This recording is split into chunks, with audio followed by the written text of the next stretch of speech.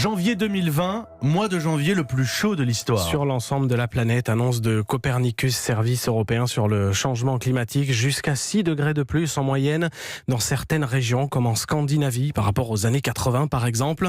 Le climat s'affole et les agriculteurs frappés de plein fouet. Déboussolés, d'un côté des plantes qui poussent en avance avec les températures douces, d'un autre des pluies ininterrompues qui ruinent les récoltes. Pour Europe 1, François Coulon a rencontré des maraîchers et des céréaliers inquiets dans un petit village de Loire-Atlantique. Ce champ-là, ça devrait être un beau tapis vert. De voir comme ça une image de désert, c'est vraiment incroyable.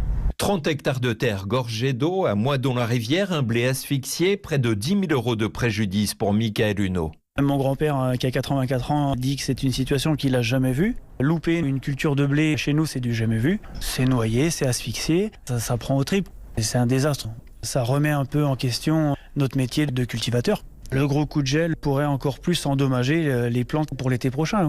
Après la canicule et la sécheresse, novembre et décembre ont reçu le tiers du volume annuel de précipitations. La douceur de janvier est elle aussi historique chez Laurent Jouve à Houdon. Ce sont des bourgeons souvent que les fleurs vont avorter. Ça veut dire que on n'aura pas de pommes. Quand on arrache une carotte, le bout a baigné dans l'eau et est complètement pourri. Il y a à peu près 40% des carottes qui ne seront pas récoltées. On ne pourra pas résister à des conditions comme ça indéfiniment. Beaucoup de maraîchers et de viticulteurs redoutent ici un énorme coup de gel. Ras-le-bol du dérèglement climatique, tonne l'un d'entre eux.